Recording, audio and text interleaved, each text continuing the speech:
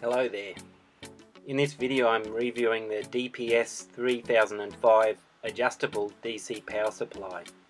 It was manufactured by Hangzhou Rudeng Technologies Co. Limited, who are located in Zhejiang, China. The input voltage is rated from 6 to 40 volts, output is 0 to 32 volts, and 5 amps or 160 watts. Let's open it up and have a look.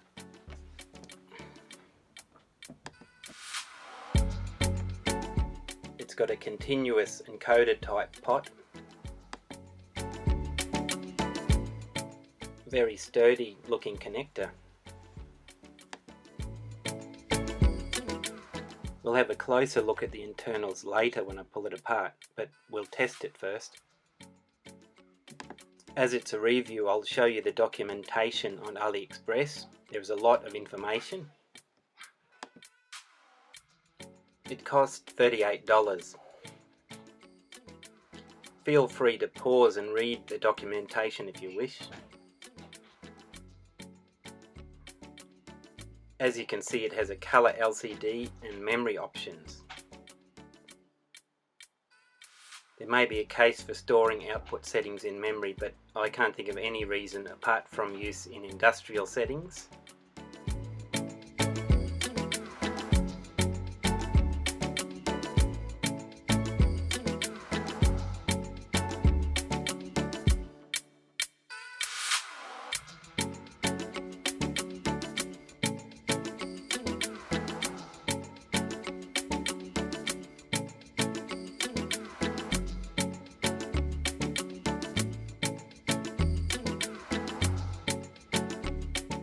This just keeps going forever.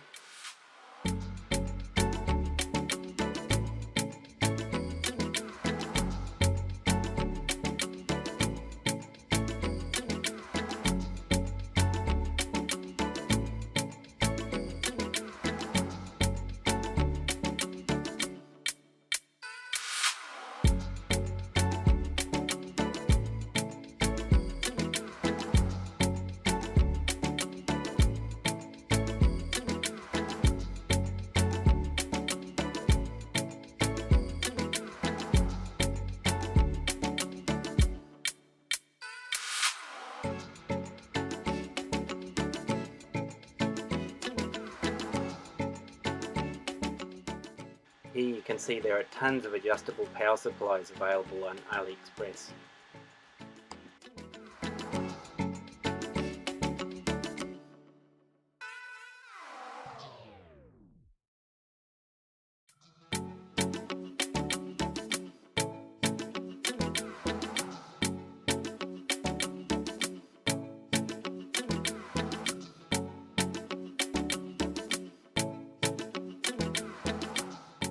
Now let's wire it up and start testing.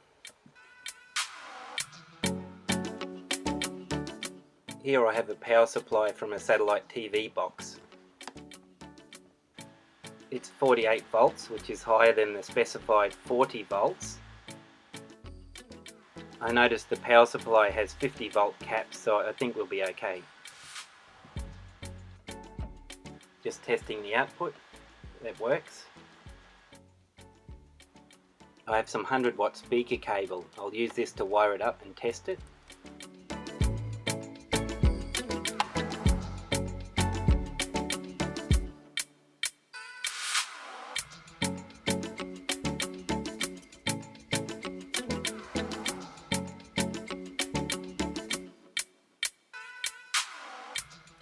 This is a replacement socket from an Asus laptop.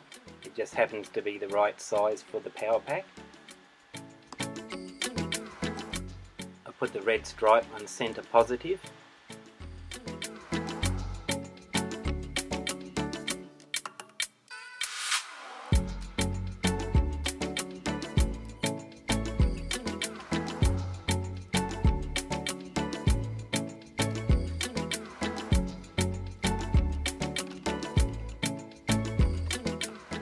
Now we'll make up some leads.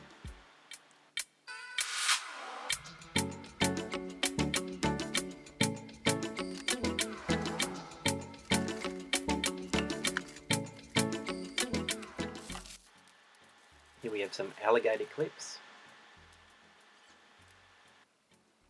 Throw that screw away.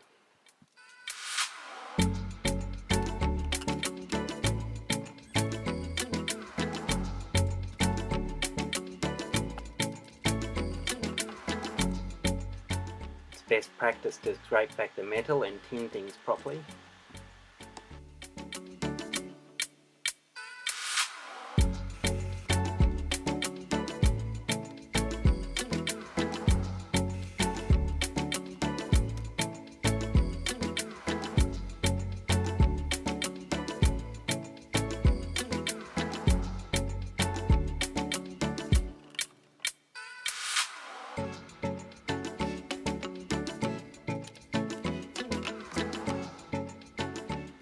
(400°C). There's nothing like a soldering iron that's up to the job. I'm using a WEP853D. I'll do a review on it later.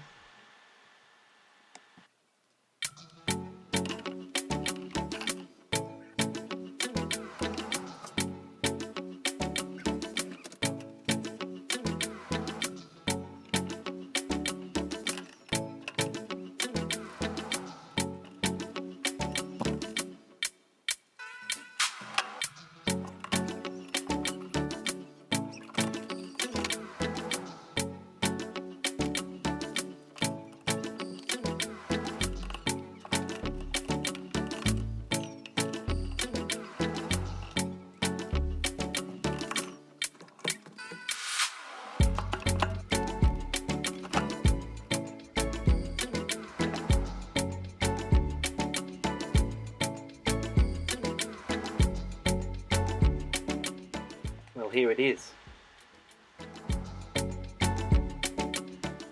Adjusting the voltage.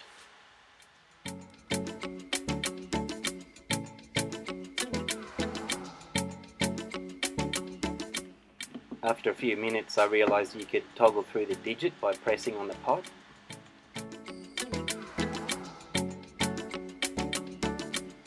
You can go through the full range.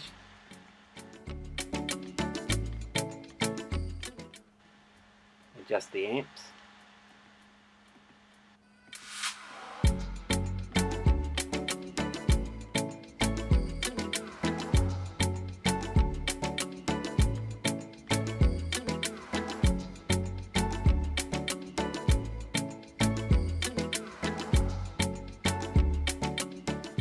Set it to 24 volts and half an amp.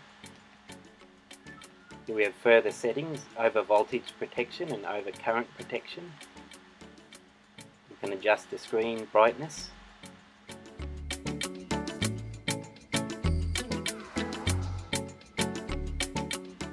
There's those memory settings.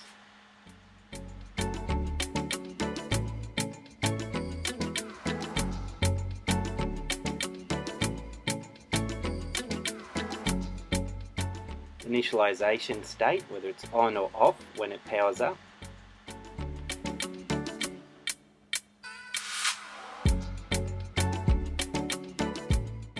Now let's try it with a load. Here I have a 30 watt high brightness LED for a floodlight.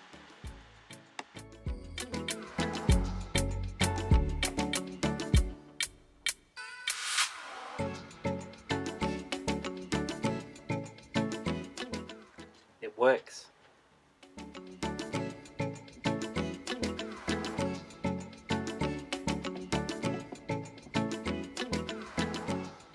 Here you can see the sweet spot's about 28 volts.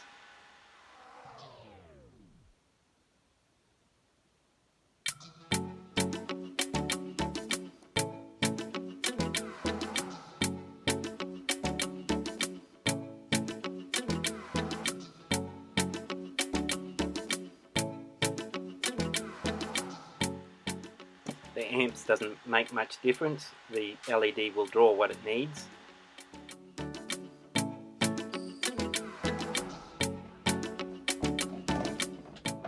Now let's try a direct short, we'll see what happens.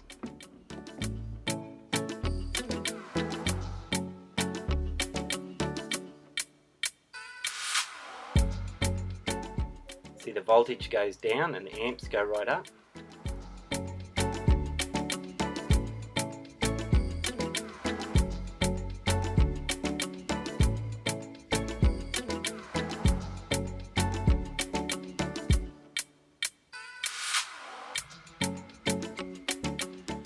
I assume it has some kind of protection.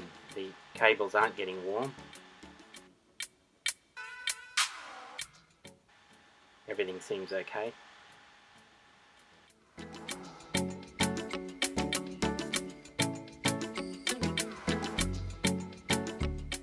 It's time for the teardown. Look at that. That's a handy feature. It's like a Molex plug. I like that.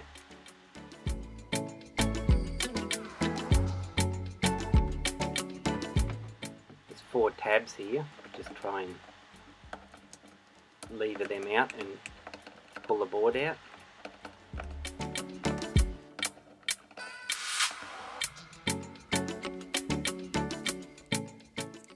Almost there. Okay.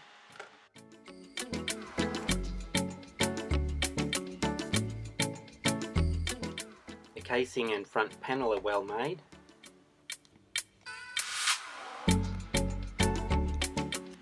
The knob's aluminium with plastic in the centre. There we have it. It's in 2 layers.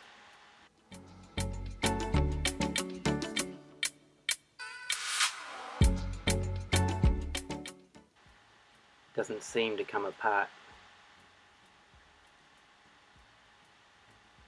They're soldered together. Try and get a look in there. Those capacitors are 470 microfarad, 50 volts.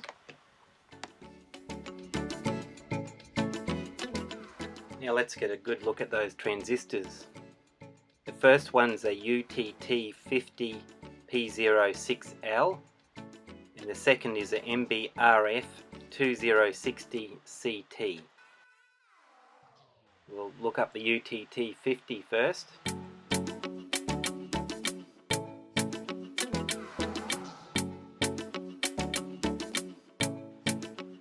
It's made by Unisonic Technologies. It's a 50 amp 60 volt P-channel power MOSFET. We'll just scroll through the PDF.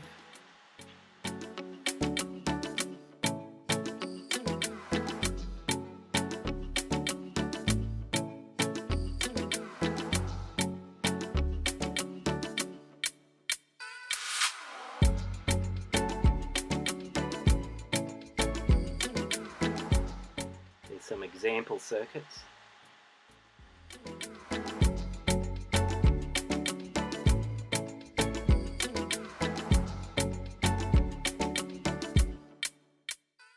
Next we'll look up the MBRF 2060.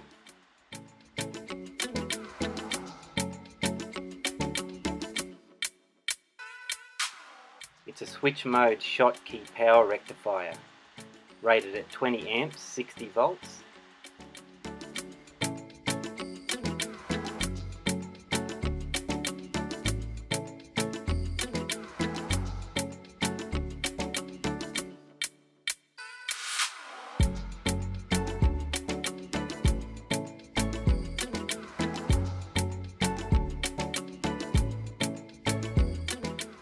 Well, that's it for the review. Overall, I think it's good. I want to use it for electronics repair, so only time will tell whether it's up for the job. What do you think? Let me know in the comments. Thanks for watching.